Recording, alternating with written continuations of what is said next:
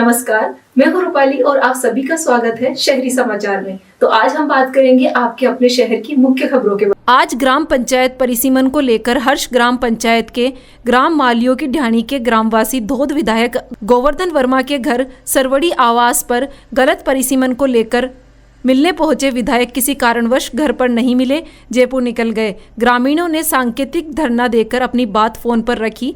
विधायक महोदय ने जल्द ही मुलाकात का समय देने की बात कही और आश्वस्त किया कि मैं इस मामले में आपके साथ हूं। साथ ही हाल ही में पंचायत परिसीमन भौगोलिक परिस्थिति के विपरीत नियम विरुद्ध 10 किलोमीटर नवसर्जित आंतरी में जोड़ने से समस्त ग्रामवासियों में रोष है, विधायक को अवगत कराया। इसके बाद ग्रामवासी धोद एसडीएम के निवास पर जाकर ग्राम पंचायत के गलत परिसीमन की आपत्ति लिखित में दर्ज करवाई।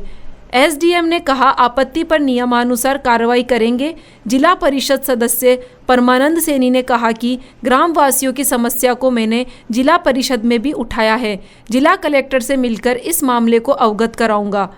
पंचायत समिति सदस्य प्रतिनिधि देवीलाल गुर्जर ने कहा कि हर्ष ग्राम पंचायत को यथावत रखा जाए।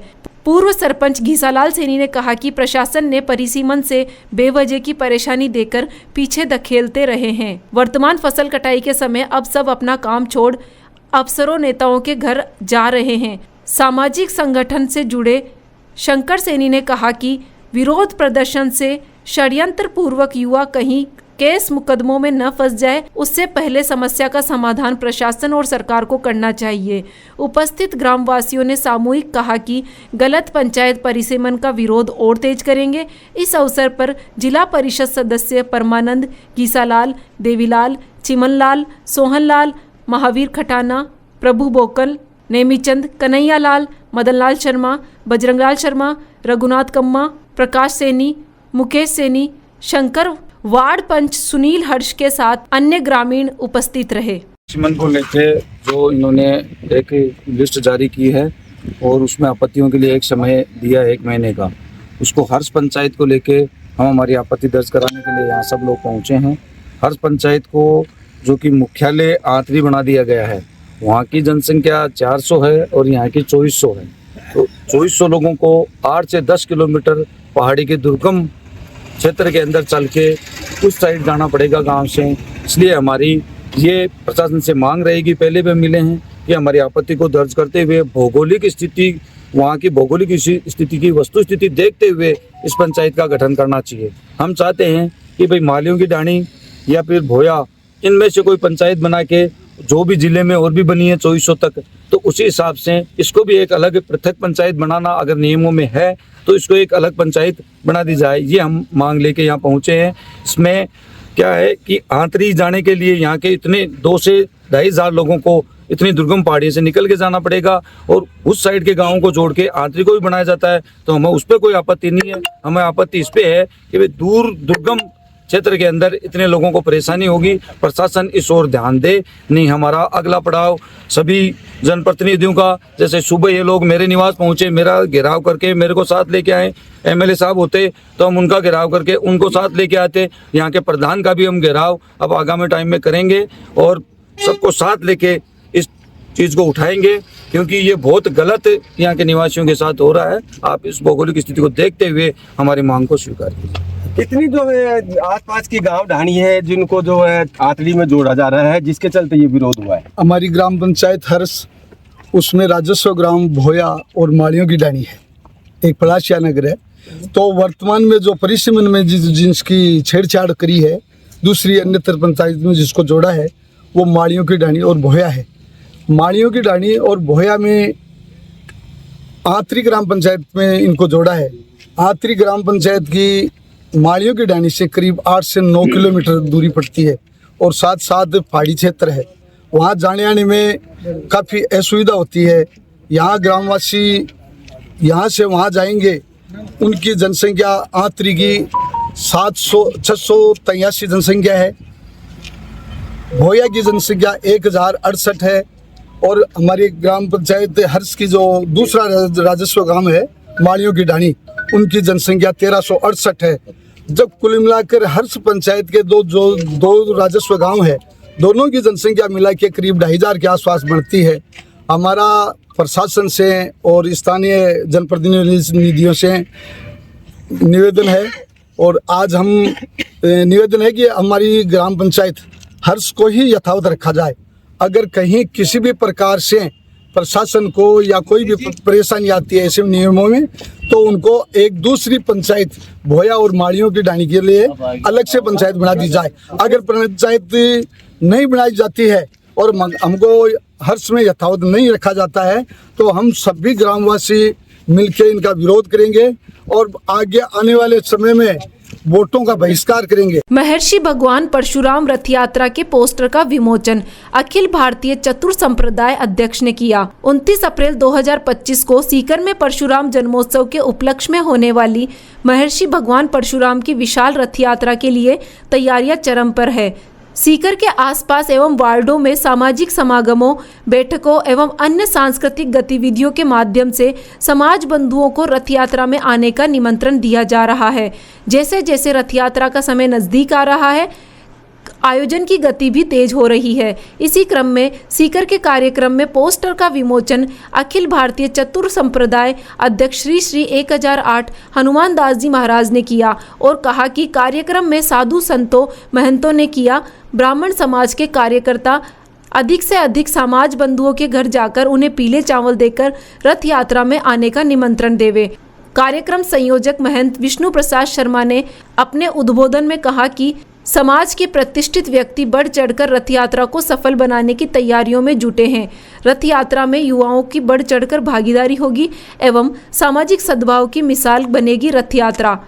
हनुमान दास महाराज ने जीण माता मंदिर में प्रशासन द्वारा पुजारियों के साथ की गई मारपीट का विरोध किया और मुख्यमंत्री से दोषी अधिकारियों और पुलिसकर्मियों को तुरंत बर्खास्त करने की मांग की। पोस्टर विमोचन के दौरान दयाराम दास जी महाराज, महात्यागी कैंप हाईकोर्ट हरिदास जी महाराज, दिगंबर अखाड़ा रवि प्रसाद शर्मा, सुरेश पारिक, पारासर नाथ महाराज, लड्डू गोपाल दास महाराज, सुनीता शर्मा, अनीता शर्मा, कैलाश शर्मा, मनीष शर्मा, एडवोकेट अंकुर बहड़, संजय कौशिक सहित सैकड़ों साधु महंत विप्र बंधु उपस्थित रहे।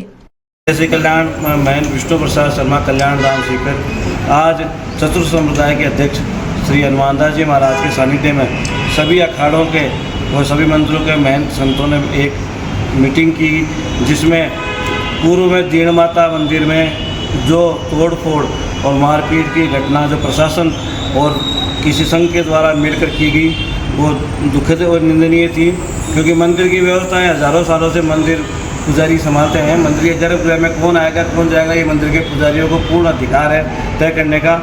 इसमें प्रशासन के द्वारा गर्भगृह में पुजारियों से मारपीट की गई, ये बहुत दुखद और निंदनीय घटना है। इस पर हम सभी ने अपने विचार व्यक्त किए और हम इस बात के लिए जिला कलेक्टर महोदय को पूर्व में भी ज्ञापन दे चुके हैं। दोबारा हम उनको ज्ञापन के द्वारा ये कहेंगे कि ये जो घटनाएं, इसके लिए जो भी दोषी कर्मचारी पदाधिकारी हैं उनको निलंबन किया जाए और तुरंत इसमें सीएम साहब से आग्रह है कि कार्रवाई करें। आने वाले समय में भक्त और भगवान के बीच की कड़ी, प्रशासन नहीं होता, भक्त और भगवान के कड़ी बीच की पुजारी होता है और किसी भी मंदिर के पुजारी को अपने मंदिर की सारी व्यवस्थाओं का पूर्ण अधिकार होता है। और प्रशासन के द्वारा, तहसीलदार के द्वारा जो भी मारपीट की गई वो कानूनी नहीं थी, बहुत गलत बर्ताव था। तो कलेक्टर साहब को हम ज्ञापन भी देंगे और दोबारा देंगे और उसके लिए कड़ा आंदोलन के लिए हम सब लामबंद होंगे और सभी पुजारी और सनातनी इसके लिए रोड पे उतरेंगे और प्रशासन का घेराव करेंगे अगर प्रशासन इस पर जल्दी कोई कार्रवाई नहीं करेगा। जय श्री कृष्ण। भाजपा मंडल जोन की बैठक संपन्न। परिसीमन से जुड़े समस्याओं पर हुआ मंथन। प्रदीप अग्रवाल व गौरव दीक्षित ने कार्यकर्ताओं की समस्याएं ली लिखित में। जिला अध्यक्ष को सौंपे जाएंगे सुझाव। भारतीय जनता पार्टी मंडल जोन 2 द्वारा आगामी वार्ड पार्षद चुनाव की तैयारियों के तहत एक विशेष बैठक का आयोजन किया गया। यह बैठक भाजपा शहर कार्यालय अरविंद बाल निकेतन स्कूल के पास माथुर बस्ती शीतला चौक में संपन्न हुई। बैठक का उद्देश्य वार्ड श्रेणी परिसीमन से संबंधित समस्याओं का समाधान और सुझाव एकत्रित करना था। बैठक की अध्यक्षता मंडल अध्यक्ष श्री प्रदीप अग्रवाल ने की, जबकि पूर्व मंडल अध्यक्ष श्री गोविंद दीक्षित भी विशेष रूप से उपस्थित रहे।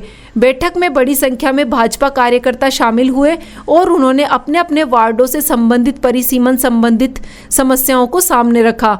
मंडल अध्यक्ष प्रदीप अग्रवाल एवं पूर्व अध्यक्ष गौरव दीक्षित ने सभी कार्यकर्ताओं की समस्याओं को गंभीरता से सुना और उन्हें लिखित रूप में संकलित भी किया। उन्होंने आश्वासन दिया कि ये सभी सुझाव एवं समस्याएं भाजपा जिला अध्यक्ष श्री मनोज बाटड़ को सौंपकर शीघ्र समाधान का प्रयास किया जाएगा। प्रदीप अग्रवाल ने कहा कि पार्टी कार्यकर्ताओं की भागीदारी से ही लोकतांत्रिक प्रक्रिया मजबूत होती है और हम सभी की जिम्मेदारी है कि चुनावी तैयारियों में हर स्तर पर पारदर्शिता और समन्वय सुनिश्चित करें। बैठक का समापन धन्यवाद ज्ञापन के साथ हुआ। कार्यकर्ताओं ने भी बैठक के आयोजन की सराहना की और इसे सकारात्मक कदम बताया। लॉयंस क्लब सीकर के कार्यों से प्रभावित हुए डिस्ट्रिक्ट गवर्नर, क्लब की योजनाओं और समाज सेवा गतिविधियों की ली जानकारी। लॉयंस क्लब सीकर प्राइड के कार्यों की समीक्षा हेतु district governor lions Sunil Arora का सीकर आगमन हुआ। इस अवसर पर उन्होंने क्लब के पदाधिकारियों से मुलाकात कर अब तक किए गए सामाजिक कार्यों की जानकारी ली। डिस्ट्रिक्ट गवर्नर ने क्लब द्वारा स्वास्थ्य शिविर, नेत्र जाँच, रक्तदान, गौ सेवा, प्रभुजनों को भोजन की व्यवस्था, यातायात सुरक्षा हेतु फ्री हेलमेट डिस्ट्रीब्यूशन, जरूरतमंदों की सहायता, गरीब बच्चियों की शादी के लिए एकत्रित धन, गुरुद्वारे में 4 एयर कंडीशनर देने जैसे कार्यों की सराहना की और भविष्य की योजनाओं पर चर्चा की। डिस्ट्रिक्ट गवर्नर ने क्लब अध्यक्ष लोयन मोहनीश चूक को डिस्ट्रिक्ट अवार्ड से सम्मानित करते हुए कहा, लॉयंस क्लब सीकर समाज सेवा के क्षेत्र में एक मिसाल कायम कर रहा है। क्लब अध्यक्ष लोयन मोहनीश चूग ने बताया कि आगामी महीनों में क्लब कई और जन कल्याणकारी योजनाएं शुरू करने जा रहा है, जैसे भीषण गर्मी को देखते हुए तकरीबन 15 से 20 जल मंदिर की स्थापना करना, सीकर के विभिन्न स्थानों पर कम से कम 15 विश्राम बेंचों को स्थापित करना, फेको पद्धति से आई कैंप करना इत्यादि। इस अवसर पर सचिव lion doctor Jayraj Soni, region chairperson lion Ajay Agrawal, zone chairperson Manoj Agrawal, lion Patish Punjabi, lion Kailash Goyal सहित कई पदाधिकारी उपस्थित रहे। तो शहरी समाचार में आज इतना ही। अब आपसे मुलाकात होगी कल शाम। तब तक आप खुश रहिए, सुरक्षित रहिए और स्वस्थ भी रहिए। धन्यवाद।